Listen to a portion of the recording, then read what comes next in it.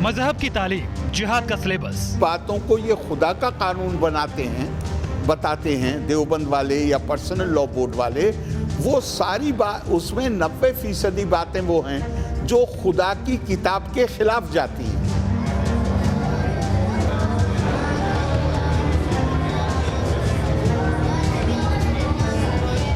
मदरसों में जिहाद फैक्ट्री।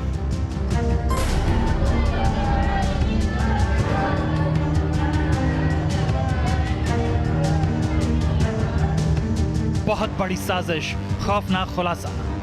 इन्हीं मदरसे से तो पाकिस्तान बना, यहीं से तो तालिबान की सोच है।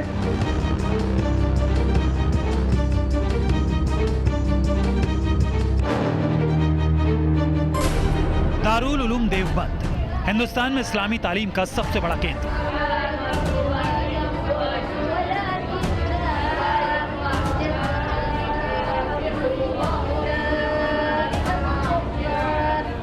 वो मरकज जहां से दीनी तालीम लेकर निकले लोग सिर्फ हिंदुस्तान ही नहीं, दुनिया के तमाम देशों के मदरसों में आलिम बनते हैं।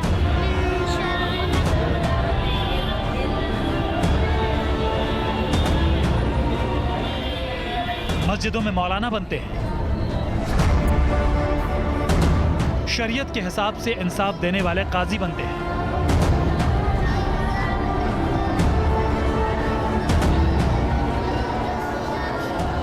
न्यूज नेशन में आज आपको बताएंगे कि दीनी तालीम के सबसे बड़े केंद्र दारुल उलूम देवबंद से जो कुछ सामने आ रहा है वो किस तरीके से खतरनाक है, न सिर्फ हिंदुस्तान के लिए बल्कि पूरी दुनिया के लिए, क्योंकि इसी दारुल उलूम देवबंद से जिहाद की तालीम दी जा रही है।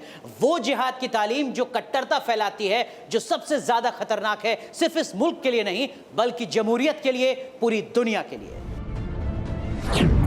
ये किताब अशरफ अल हिदाया है, इसे देवबंद ने प्रकाशित किया है। इस किताब के जरिए देवबंद समेत देश के तमाम मदरसों में तालीम दी जाती है। मदरसों में ये बच्चों को किताब पढ़ाई जाती है। दावा है कि अल हिदाया किताब में धर्म ग्रंथ की आयतों को अरबी भाषा से उर्दू में अनुवाद कर इन बच्चों को पढ़ाया जाता है। लेकिन इस किताब में कुछ ऐसी बातें लिखी गई हैं जिन पर सवाल उठ रहे हैं।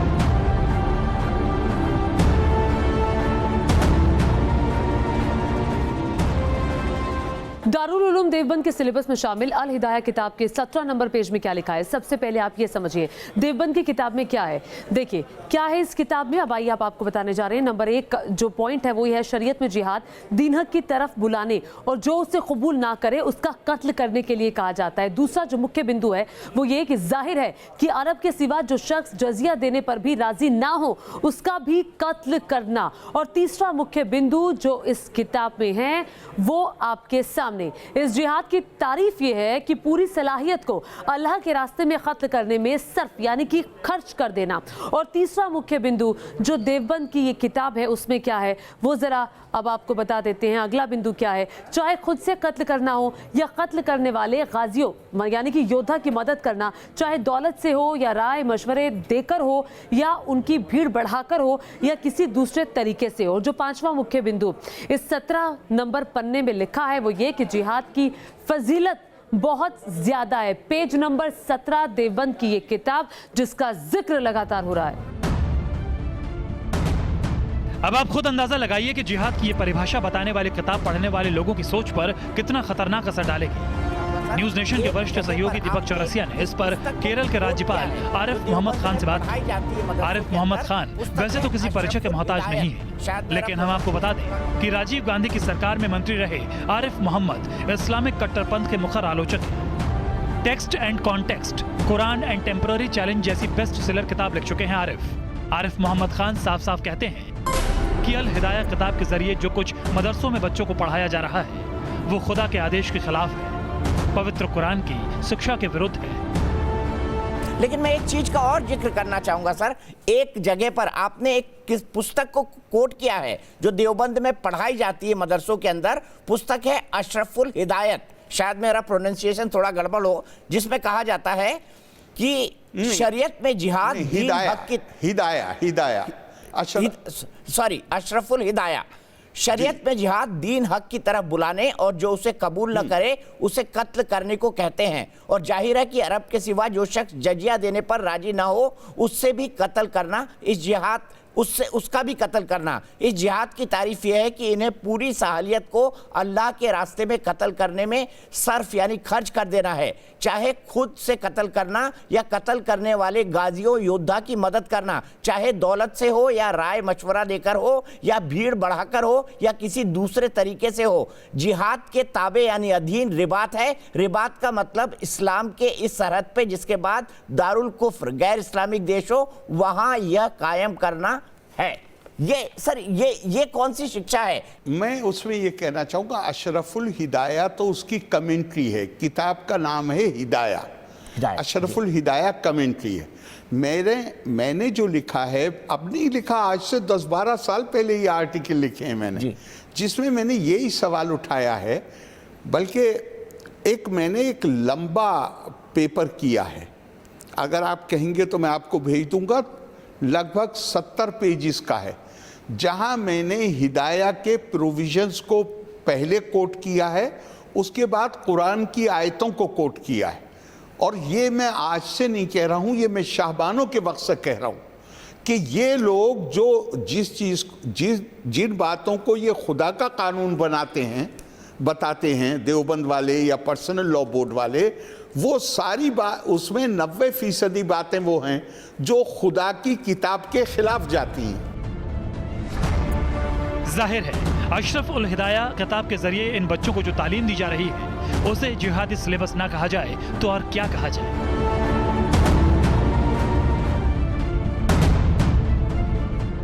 लेखक और इस्लामिक स्कॉलर तारिक फतेह न्यूज नेशन से एक्सक्लूसिव बातचीत में कहते हैं कि देवबंद की सोच की वजह से पाकिस्तान बना और उन्हें देवबंद और तालिबान में कोई फर्क नहीं दिखता। जब इन्हीं मदरसे से तो पाकिस्तान बना, यहीं से तो तालिबान की सोच है। तालिबान कौन है? देवबंदी हैं। और आप अपनी मासूमियत में, माइनॉरिटीज़म में, लोगों को वोट बैंक पॉलिटिक्स में या अच्छे नेक दिल होने की वजह से कह रहे हैं कि आप करिए जो करना। अब ये बच्चे जो अब हिफ्ज कर रहे हैं कुरान, इनसे मैं अगर 5 मिनट पूछूं कि ये इसका लब्बो-बाब क्या है, इस्लाम का बेसिस क्या है, ये नहीं बता पाएंगे। दारुल उलूम देवबंद में दी जा रही ऐसी तालीम पर न्यूज नेशन पूछ रहा है, छात्रों को कट्टरपंथ की ट्रेनिंग क्यों? जिहाद की सीख वाली किताब क्यों पढ़ाई जा रही है? क्या आतंक का बीज दारुल उलूम में बोया जा रहा है? जिहाद के नाम पर आतंक की शिक्षा तो नहीं? न्यूज नेशन सवाल उठा रहा है, लगातार पूछ रहा है कि दारुल उलूम देवबंद में क्या मासूमों के कोमल मस्तिष्क में आतंक के बीज बोए जा रहे हैं? ऐसा इसलिए है क्योंकि इसके सबूत भी बार बार सामने आ चुके हैं। आपको बता दें 3 मार्च 2019 को दारुल उलूम देवबंद से जैश के 2 आतंकियों को गिरफ्तार किया गया था। यही नहीं, 13 संदिग्ध आतंकी जो गिरफ्तार हुए थे वो ज्यादातर देवबंद के दारुल उलूम से पढ़े थे। तो सवाल ये कि दारुल उलूम में कैसी शिक्षा दी जा रही है? इस्लामिक स्कॉलर तारिक फतेह कहते हैं कि जो मदरसा एक अरबी शब्द है, वो मदरसा अब अरब में कहीं नहीं है, जबकि हिंदुस्तान जैसे देशों में इसके जरिए मुस्लिम बच्चों का ब्रेन वॉश किया जा रहा है। सबसे पहले आपसे सर समझना चाहूंगा यही सवाल, अशरफुल हिदाया जिसको लेकर बड़ा खुलासा न्यूज नेशन ने आज किया है, क्या कुछ पढ़ाया जा रहा है वो बताया देवबंद के दारुल उलूम में, क्या वाकई 2020 में ये सब पढ़ाने की जरूरत है सर देवबंद में? देखिए, मदरसा वर्ड जो है ना वो अरबी वर्ड है फॉर स्कूल। आपको अरब दुनिया में मदरसे नहीं मिलेंगे। लोग स्कूल में जाते हैं, पढ़ते हैं, वापस आते हैं, इस्लामिक स्टडीज का एक क्लास होती है, बाकी कुछ है नहीं। इंडिया मेरा ख्याल है वाहिद मुल्क है, बल्कि पाकिस्तान भी, जहां नौजवान मुसलमान लड़कों की और लड़कियों बच्चियों की कम जरा टोटल ब्रेन वॉशिंग की जाती है। ऐसे में क्या अब वक्त मदरसों पर तालाबंदी का आ गया है? क्या मदरसों में दी जा रही शिक्षा देश के लिए बहुत बड़ा खतरा बन चुकी है?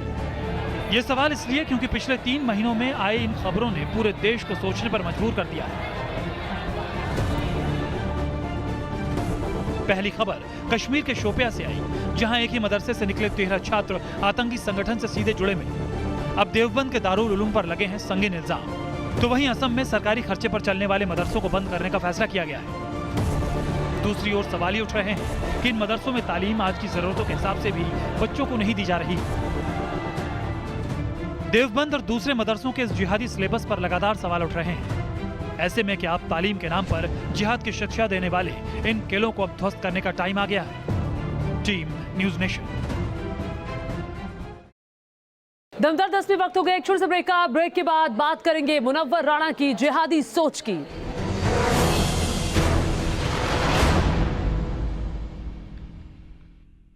दमदार 10वें अब बात मशहूर शायर मुनव्वर राणा की। मुनव्वर राणा ने आज एक ऐसा बयान दिया जिसके बाद से उनकी एक बार फिर से जिहादी सोच सामने आई है। हम मानते हैं, वो नहीं मानती, ये झगड़ा है। हिंदुस्तान से हमारा कोई झगड़ा ही नहीं, इसलिए कि मुसलमानों के रास्ते में हिंदू आता ही नहीं है। मुनव्वर राणा के जिहादी बोल, यहूदी ईसाई से झगड़ा था और आगे भी रहेगा। मोहम्मद साहब को आखिरी पैगंबर मानते हैं, वो नहीं मानते हैं, सिर्फ ये झगड़ा है। मुनव्वर राणा के जिहादी बोल, हिंदू हाथ जोड़ता है इसलिए झगड़ा नहीं। मुसलमानों के रास्ते में हिंदू आता ही नहीं है, चप्पल उतार के खड़ा हो जाता है, यूं हाथ जोड़ दो। यह है उस शख्स की जिहादी सोच जिसे दुनिया उर्दू का मशहूर शायर कहती है। लेकिन इन दिनों मुनव्वर राणा की जुबान जहर नहीं, जिहादी फैक्ट्री की आग उगल रही है। मुनव्वर राणा ने न्यूज नेशन पर यह कहकर सबको चौंका दिया कि इस्लाम का झगड़ा यहूदी और ईसाइयों से है, क्योंकि वो मुसलमान के आखिरी पैगंबर मोहम्मद साहब को पैगंबर नहीं मानते।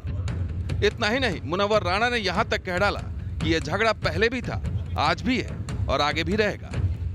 यहूदियों और ईसाइयों से जो भी झगड़ा था वो इसलिए था कि हम मोहम्मद साहब को आखिरी पैगंबर मानते हैं, वो नहीं मानते हैं, सिर्फ ये झगड़ा है। हर धर्म को अपनी अपनी आस्था की आजादी है, लेकिन मुनव्वर राणा इस्लाम और पैगंबर के नाम पर यहूदी और ईसाइयों से दुश्मनी को न सिर्फ जायज ठहरा रहे हैं, बल्कि इस दुश्मनी को आगे भी ले जाने की बात कर रहे हैं। इतना ही नहीं, मुनव्वर राणा ने हिंदुओं की आस्था को लेकर भी विवादित बयान दिया है और कहा है कि मुसलमानों का झगड़ा हिंदुओं से इसलिए नहीं है क्योंकि हिंदू मज़ारों और दरगाहों में भी आस्था रखता है।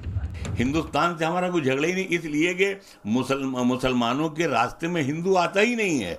वो किसी मज़ार के पास से भी गुजरता है तो वो पैर चप्पल उतार के खड़ा हो जाता है, यूं हाथ जोड़ दो। मुनव्वर राणा की जिहादी सोच वाले बोल पर सवाल बड़े यही उठते हैं कि क्या जो पैगंबर साहब को नहीं मानेगा उसके खिलाफ जिहाद होगा? क्या जो पैगंबर साहब को नहीं मानेगा उससे इस्लाम का झगड़ा बना रहेगा? क्या शांति के लिए इस्लाम की आस्था को मानना जरूरी है? जाहिर है इन सवालों का जवाब मुनव्वर राणा के पास नहीं है, क्योंकि मुनव्वर राणा अब उस जमात में शामिल हो चुके हैं जो कट्टर और जिहादी मुसलमानों की सोच से मेल खाती है। लखनऊ से अनिल यादव के साथ टीम न्यूज नेशन।